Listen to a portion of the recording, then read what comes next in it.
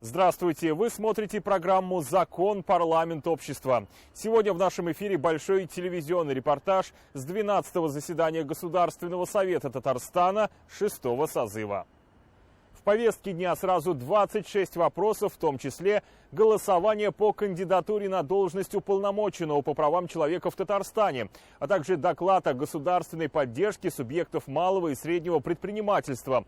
Подробности в ближайшие полчаса. Присоединяйтесь. На 12-м заседании Республиканского парламента депутаты Госсовета поддержали кандидатуру Сарии Сабурской для избрания на должность уполномоченного по правам человека в Республике Татарстан. Руководитель аппарата президента Азгат Сафаров, представлявший омбудсмена с парламентской трибуны, отметил успехи Сарии Сабурской в сфере защиты прав, свобод и законных интересов человека и гражданина. Сария Сабурская занимает должность уполномоченного по правам человека с 2010 года.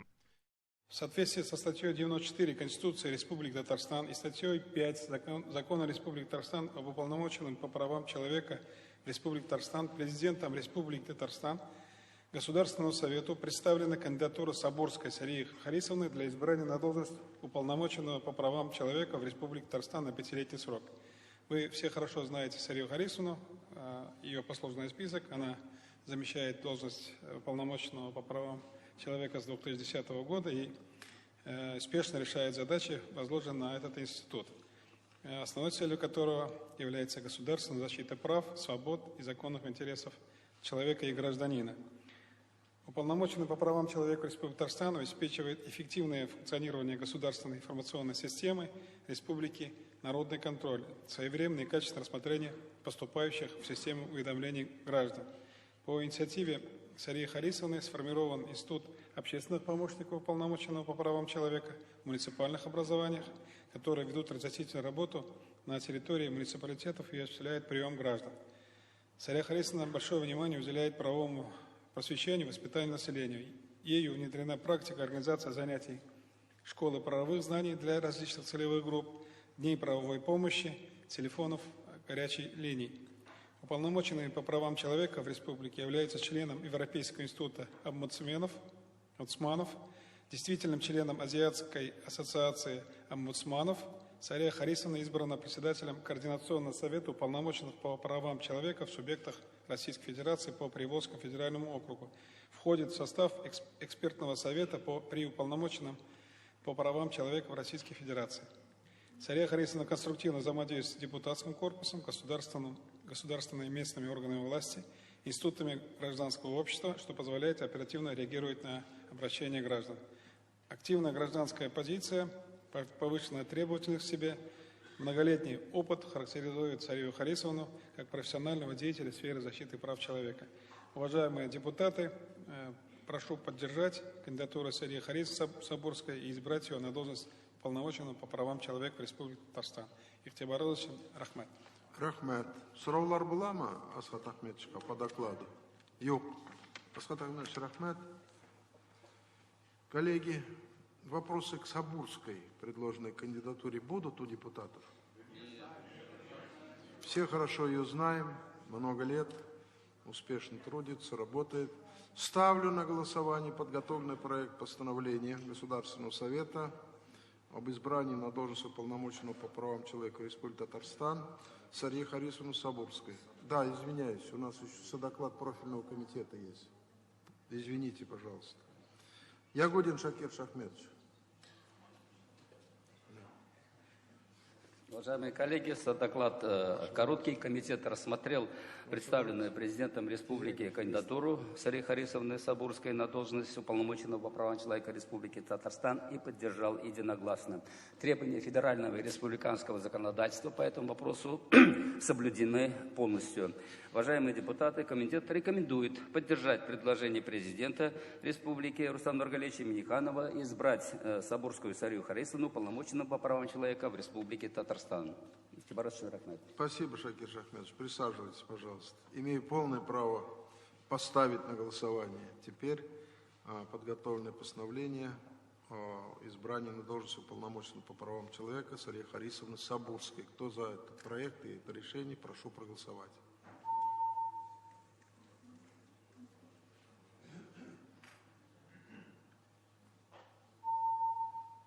Решение принимается.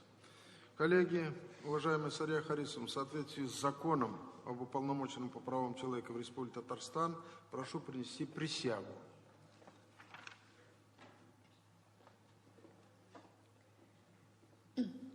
Татарстан Республикасында кеше хукуклары буенча вәкиләтле вәкилен анты.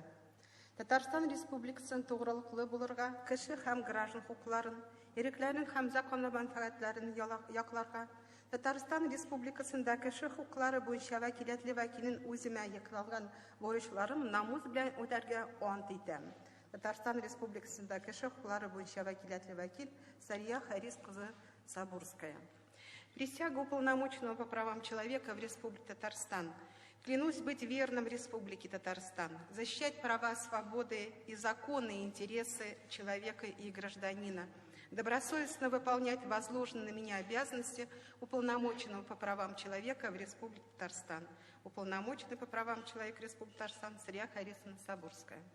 Спасибо. Давайте поздравим Сарию Харисовну с присягой, с утверждением и пожелаем ей больших успехов, крепкого здоровья и удачи. Спасибо большое всем за доверие. Спасибо вам. Также татарстанские парламентарии одобрили изменения в закон о местном самоуправлении. Документ предоставляет органам местного самоуправления право на предоставление участковым полицейским жилого помещения на период работы в указанной должности. Данный законопроект направлен на приведение отдельных положений закона Республики Татарстан о местном самоуправлении в Республике Татарстан в соответствии с изменениями федерального законодательства. Законопроектом предлагается дополнить перечень прав органов местного самоуправления на решение вопросов, не отнесенных к вопросам местного значения, правом на предоставление сотруднику, замещающему должность участкового уполномоченного полиции и членам его семьи, жилого помещения на период замещения сотрудником указанной должности. Данный проект закона предварительно рассмотрен на заседании комитета, прошел все необходимые согласительные процедуры, имеется положительное заключение правового управления Государственного Совета Республики. Комитет в соответствии с регламентом Государственного Совета предлагает принять данный проект закона в первом и третьем чтениях без перехода на второе. Спасибо. Благодарю вас. Коллеги, возникли ли вопросы у депутатов по данному законопроекту? Нет вопросов? Ставлю на голосование предложенный законопроект, принятие его в первом чтении и в целом. Кто за это предложение, прошу проголосовать.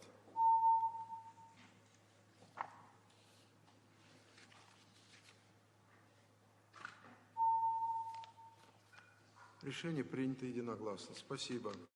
С проектом закона о порядке согласования кандидатуры для назначения на должность прокурора Татарстана депутатов познакомил прокурор Республики Илдус Нафиков. Согласно новой редакции основного закона страны, прокуроры субъектов Российской Федерации теперь назначаются на должность только после консультаций с Советом Федерации и освобождаются от должности решением президента России.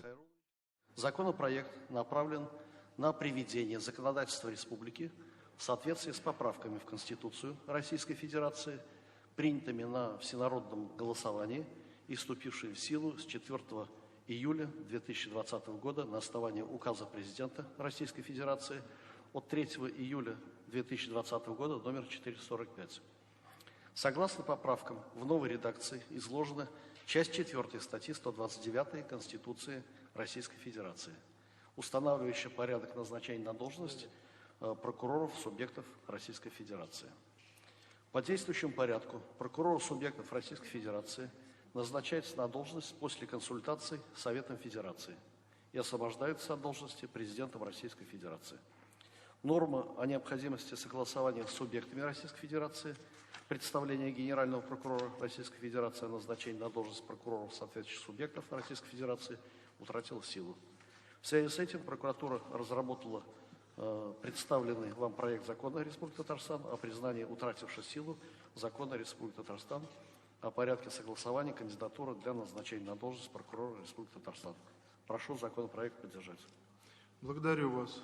Коллеги, будут ли вопросы? Пожалуйста. Микрофон включите. Микрофон включите. Возвращаемся к ленинскому принципу о единстве законности. Работали, наверное, помните? Согласно поправке Конституции указано, что прокуратура единая федеральная Всё централизованная правильно. система органов, что раньше было указано только в федеральном законе, сейчас указано. в Работа Владимира Чалина на двойном подчинении законности. Правильно? Вы же сдавали мне. Так, еще Это политический вопросы? вопрос, не юридический. Будут вопросы? Спасибо, Ильдус Саидович. Присаживайтесь, пожалуйста, коллеги. Чубарову Александру Анатольевичу предоставляет слово заместитель председателя комитета по законности и правопорядку. Уважаемый президент Республики Татарстан, уважаемый председатель Государственного совета, уважаемые депутаты и приглашенные. Комитетом по законности и правопорядку указанный законопроект был рассмотрен на заседании 14 августа 2020 года и был одобрен. Все необходимые заключения на данный законопроект получены, все они положительные. Поэтому, уважаемые коллеги, комитет рекомендует Государственному совету одобрить данный законопроект и принять его в первом и третьем чтении без перехода ко второму. Спасибо. Спасибо. Присаживайтесь, пожалуйста, коллеги. У вас на руках подготовленный проект постановления. Кто за то, чтобы его принять в первом чтении и в целом по предложению профильного комитета, прошу проголосовать.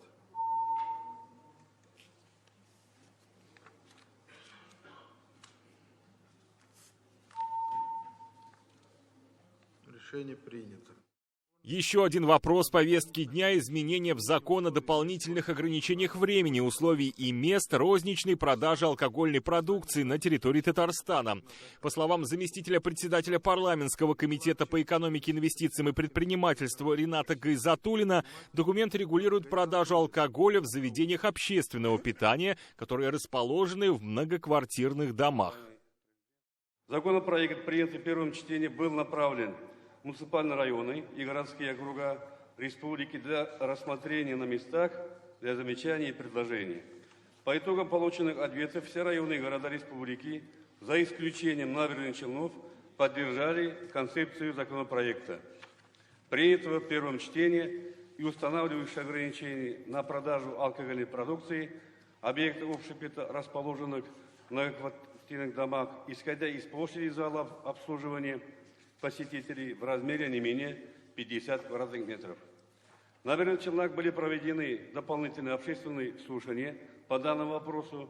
Депутаты Госсовета Республики Татарстан, депутаты городского совета, единогласно приняли решение направить в Государственный совет Республики Татарстан обращение о необходимости установить на их территории ограничения по площади зала обслуживания посетителей в таких объектах в размере не менее 100 квадратных метров.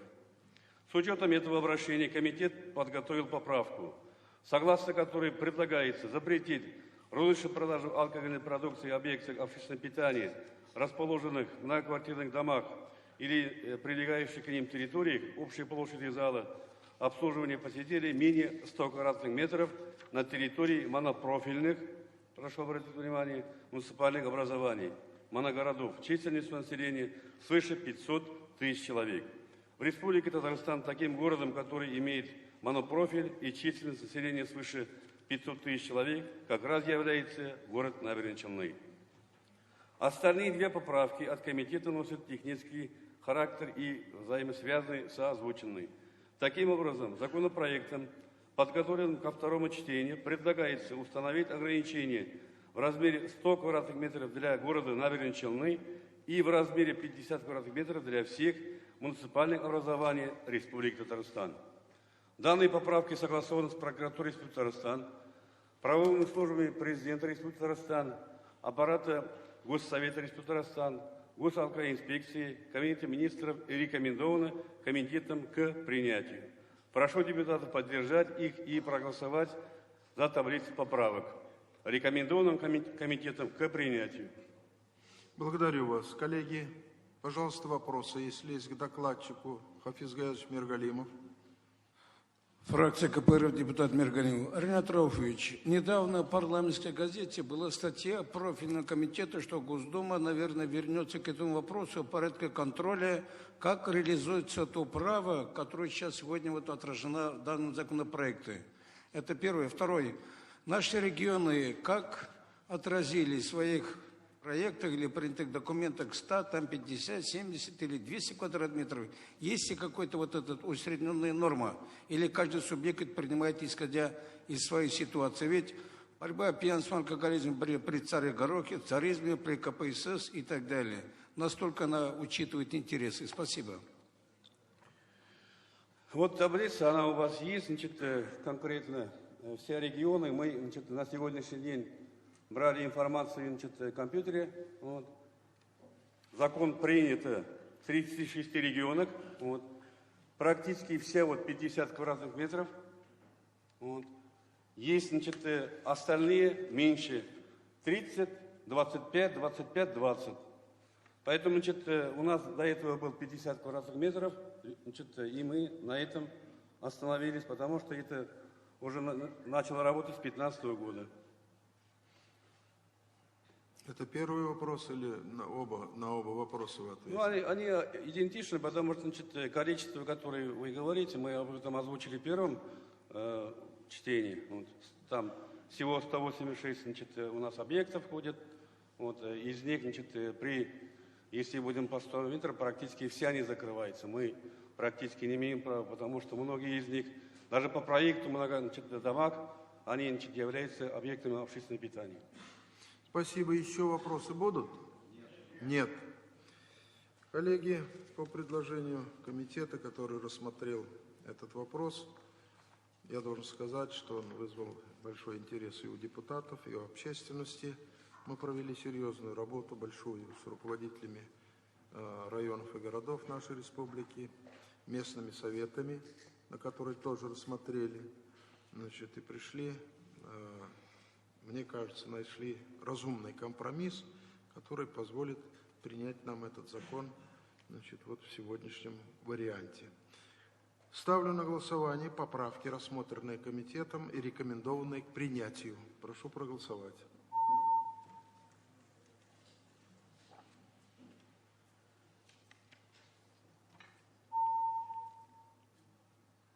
Принимается. В рамках 12-го заседания Государственного совета депутаты ознакомились с информацией о деятельности Управления Федеральной службы государственной регистрации кадастра и картографии по Республике Татарстан. Доклад представил заместитель руководителя управления Росреестра по Татарстану Артем Костин.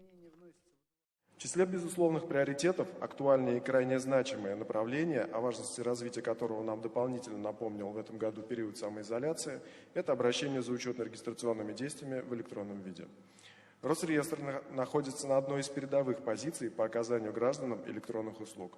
К настоящему моменту ведомство перешло на предоставление всех госуслуг в электронном виде через портал Росреестра.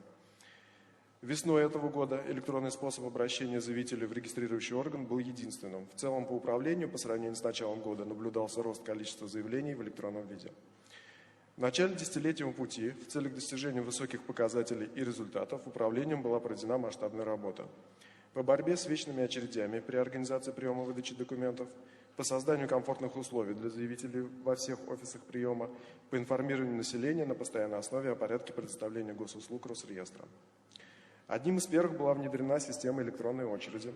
Управлением также разработан сервис по контролю ожидания в очереди с оповещением ответственных лиц при помощи СМС-информирования, что позволило мгновенно реагировать и принимать необходимые меры. В дальнейшем передача подготовленных таким образом материально-технических и информационных баз обеспечила гарантированный успех МФЦ, наделенному полномочиями по приеме и выдаче документов на начальном этапе реализации данного проекта. Также Артем Костин рассказал депутатам об активной работе Росреестра по внедрению дистанционных технологий. В качестве примера он привел реализацию проекта по использованию беспилотных летательных аппаратов. Результаты показали, что в сфере земельного надзора применение беспилотников весьма целесообразно. Они позволяют проводить обследования даже в тех случаях, когда доступ на земельные участки ограничен или отсутствует. Отмечу, что плодотворная работа кадров напрямую зависит от материально-технического оснащения и комфортного обеспечения рабочих мест.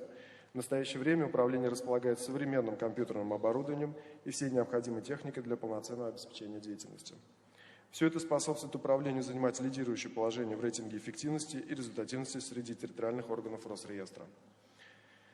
Положительных результатов за 10 лет управление достигло при реализации одной из важнейших функций управления по государственному земельному надзору. Этому способствует в первую очередь использование в настоящее время высокоточного спутникового геодезического оборудования, тогда как ранее в арсенале инспекторов при проведении государственного земельного надзора в лучшем случае были электронные рулетки. Это в значительной степени влияет не только на увеличение количества выявленных правонарушений в сфере земельного законодательства, но и на предупреждение и пресечение нарушений, а также на качество доказательной базы по делам об административных правонарушениях. При этом важным остается уменьшение количества проводимых проверок в отношении субъектов малого и среднего предпринимательства в качестве меры по снижению давления на бизнес. Большое внимание управление уделяет показателю устраняемости нарушений земельного законодательства, который в текущем году составил более 99%. Управление в некоторых случаях штрафные санкции не применяются, а выносится только предупреждение и предоставляется возможность устранения нарушений земельного законодательства в начале проверочных мероприятий. В рамках правительственного часа с докладом о совершенствовании системы государственной поддержки субъектов малого и среднего предпринимательства выступил Мидхат Шагиахметов. Благодаря федеральным мерам поддержки более чем 30% субъектов малого и среднего предпринимательства в республике были продлены сроки уплаты налогов. Более 40 тысяч предпринимателей получили субсидии на неотложные нужды на общую сумму в 2,6 миллиардов рублей. Серьезная поддержка была оказана самозанятым гражданам. В частности, им возвращены уплаченные в 2019 году налоги на сумму в 140 миллионов рублей. Текущий период очень важен не только оказывать финансовую и имущественную поддержку предпринимателям, но и помощь им адаптироваться к новым условиям работы. В период самоизоляции с целью оказания информационной и образовательной поддержки предпринимателям с 1 апреля 2020 года в республике проводилась онлайн-программа для бизнеса «Технологии адаптации. Как выжить и вырасти». В рамках данной антикризисной программы были проведены 25 онлайн-семинаров, в которых приняли участие более 54 тысяч человек. На видеоуроках ведущие предприниматели и бизнес-эксперты страны делились с руководителями и собственниками бизнеса действенными методами в решении антикризисных вопросов, все чаще стоящих перед предпринимателями в новых экономических условиях. Основной задачей проведения и реализации программы являлось проблемно-ориентированное удовлетворение потребностей руководителей собственных организаций в укреплении навыков антикризисного управления, формирование актуального пакета знаний, разносторонняя поддержка со стороны ведущих предпринимателей и ассоциаций страны. Совместная реализация всех мер поддержки, направленных на сохранение занятости, позволяет сдерживать резкий рост безработицы. Численность безработных на сегодня в республике составляет порядка 79 тысяч человек. Анализ состава безработных показал, что каждый второй длительное время не работал, либо пришел с серого рынка труда. При этом в республике имеется более 40 тысяч вакансий. Совместно с муниципальными образованиями сегодня проводится системная работа по персональному трудоустройству безработных, вовлечение их в самозанятые, организацию профессиональной переподготовки, точный подбор персонала под инвестиционные проекты. Эти меры позволят стабилизировать ситуацию на рынке труда. Мы ожидаем, что безработица начнет снижаться и по итогам года сократится до 46 тысяч человек. 10 августа Федеральной налоговой службой обновлен единый реестр субъектов малого и среднего предпринимательства. Численность занятых в малом и среднем бизнесе благодаря реализованным федеральным и республиканским мерам поддержки, а я еще раз напомню, что все меры поддержки были в основном направлены на сохранение занятости, у нас занятость пока сохраняется на уровне прошлого года. Кроме того, проводится в республике большая работа по разработке мер поддержки и оказанию мер поддержки для самозанятых граждан. Напомню, что в июне были внесены изменения в 209 федеральный закон, позволяющий распространить на самозанятых граждан меры поддержки, которые в настоящее время доступны для субъектов малого и среднего предпринимательства. Текущая экономическая ситуация показала востребованность этого режима. С начала текущего года наблюдается положительная динамика регистрации самозанятых граждан в нашей республике.